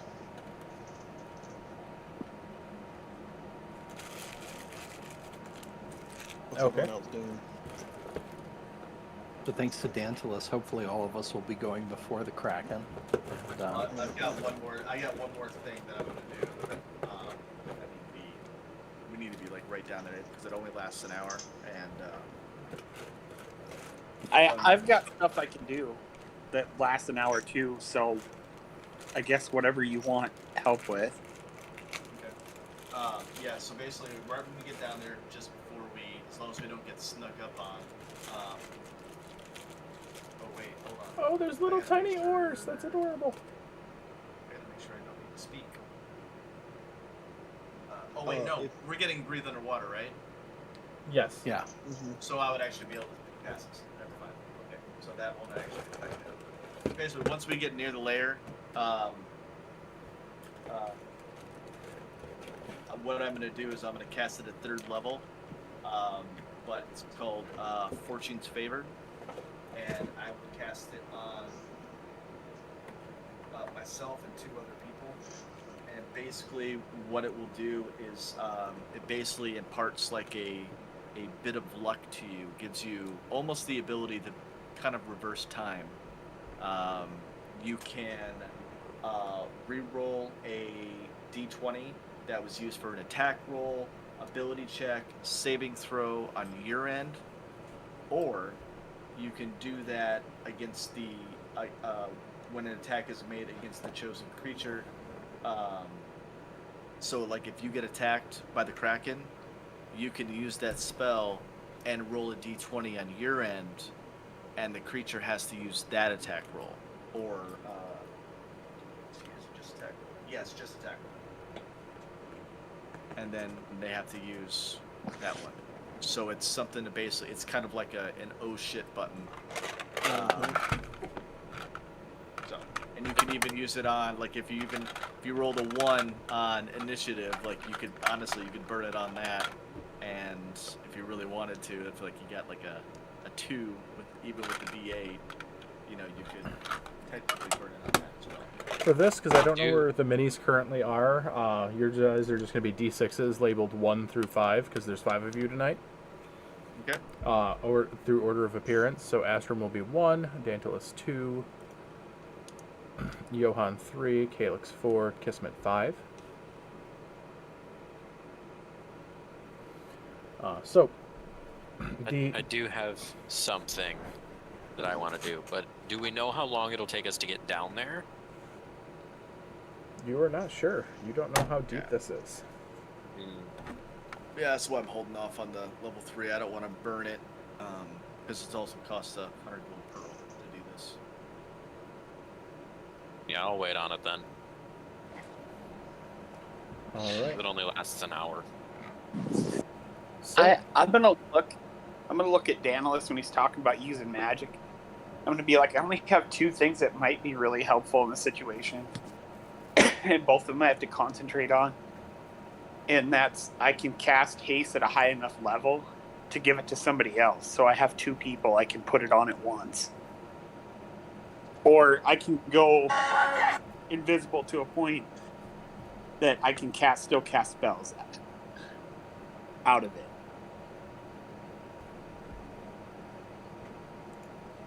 And I'll look at you and be like, which would you prefer me to hang on to?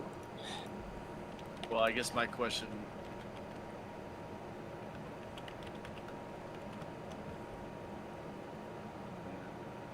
I mean, all I'm thinking is double haste. If you put haste on Astrum and you put haste on Johann, that's... Or even put it on Kismet. I mean, Kismet would be the with, better one. Yeah. That'll bump my movement to 80 and AC. walking speed. So are you guys familiar with underwater combat rules? Swimming is half speed, correct? Unless you have a natural swim speed, your swim speed is half your walking speed. Anything that is not made with a piercing weapon, essentially, is made at disadvantage. Spells fail outside of their range automatically. But if you're in the range, you're good. Same thing with ranged weapons. If you're outside of the minimum range, it fails.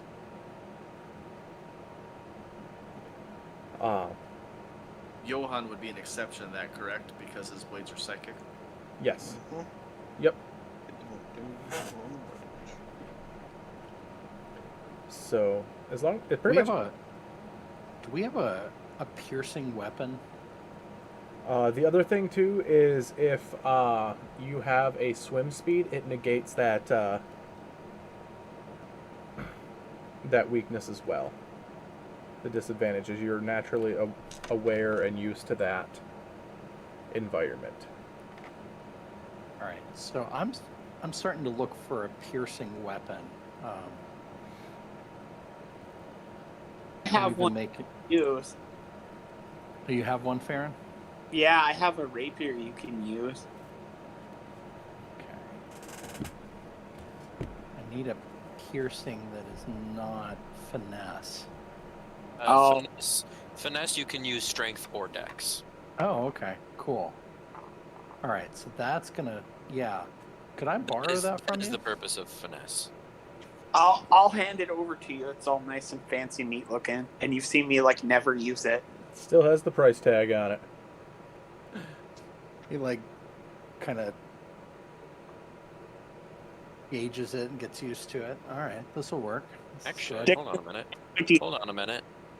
Now I wish I'd taken a magic weapon. No, greater than 25 gold. Never mind. I was gonna think, wait, I have magic pigments. I could draw you a weapon. No, I can't. That is too expensive for the pigments. Also, don't they have like tridents and shit on this boat? Can't we just like borrow one of theirs? Yeah, they definitely have weapons around here. Yeah, are there any two-handed piercing weapons that I could deal a little bit more damage with? So, Harpoon, probably?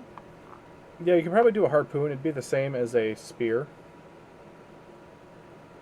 Or javelin for the stat block, which are the same stat block, just different name. Okay. I've never understood that one, but Because a javelin is for throwing. spears mainly. also can be thrown too. No, well, never They mind both then. have the same. It's the same stat block, literally. Yeah. Stupid. Usually in other games, that's what it like in most games, that's what it is. Is a spear is something you hold in your hand, and a javelin is something you throw. Yep. So, is the game plan to go down and fight the Kraken? I think that's what we're. That's what I'm building towards. I mean, I don't want to be stuck on a boat that a kraken might destroy. My next Yeah, let's- question for you guys is, do you want to wait for Gooder to do this fight?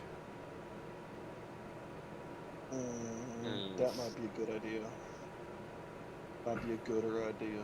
And I'm not saying Yeah. that as well, A, because A, he would really enjoy the fight, but B, this Yeah. is also a very deadly encounter here. Yeah. That's what I'm We thinking. probably should wait for Gooder. And it would definitely increase your odds of having a meat shield in the party. Yeah. That you'll probably turn into a giant dinosaur down there just to... Who needs to turn him into a dinosaur when I can summon a dinosaur? So, if I that's, still have conjure animals. if that's the case and that's what you decide, because we're ending early, we'd end early tonight, I'll discount your tickets next week. To say, sorry for ending a bit early. As you just got YouTube, whoever's watching, like, oh my god, they're gonna fight a kraken, and then. It's just a Tune in hook for next them to week. come back next week. Yeah, absolutely. And that's actually Shayna from our Friday games. Watching. And, so, is that what you guys want to do? You want to wait for him? Possibly Caleb? Yeah, we 'Cause we he's- should. Wait. Okay. Yet again, I apologize about earlier having to take that extended break with trying to... I just had to make sure my cat was okay, because pets are family. Then I'm gonna mark That's off. fine, man.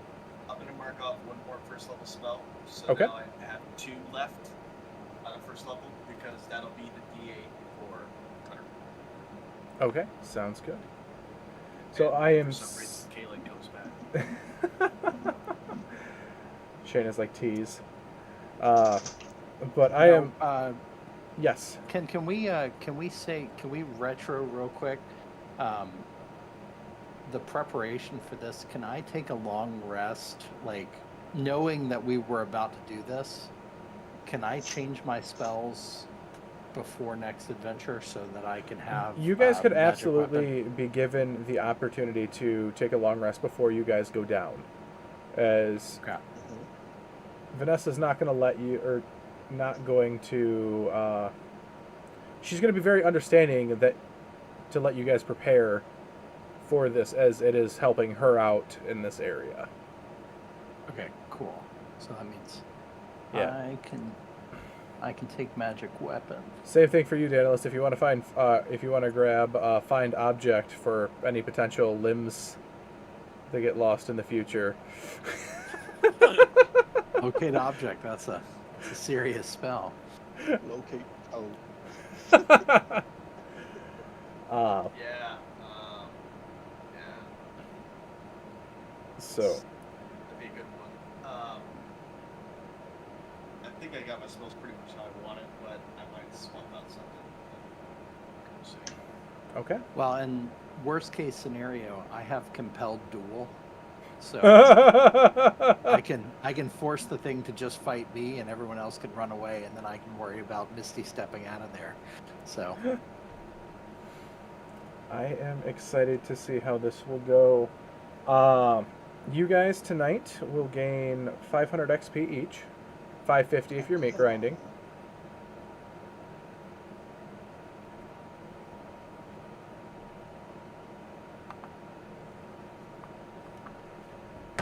I am literally less than 1,000 XP away from level 7. Come on, Cam. And the only reason I lost a foot for this adventure. Am I the lowest level here? I am going on level 8. Yeah, I am almost level 7. I am 4,000 and 38 points away from level 8. That's because in TOA there is a XP tax every time a new character gets brought in,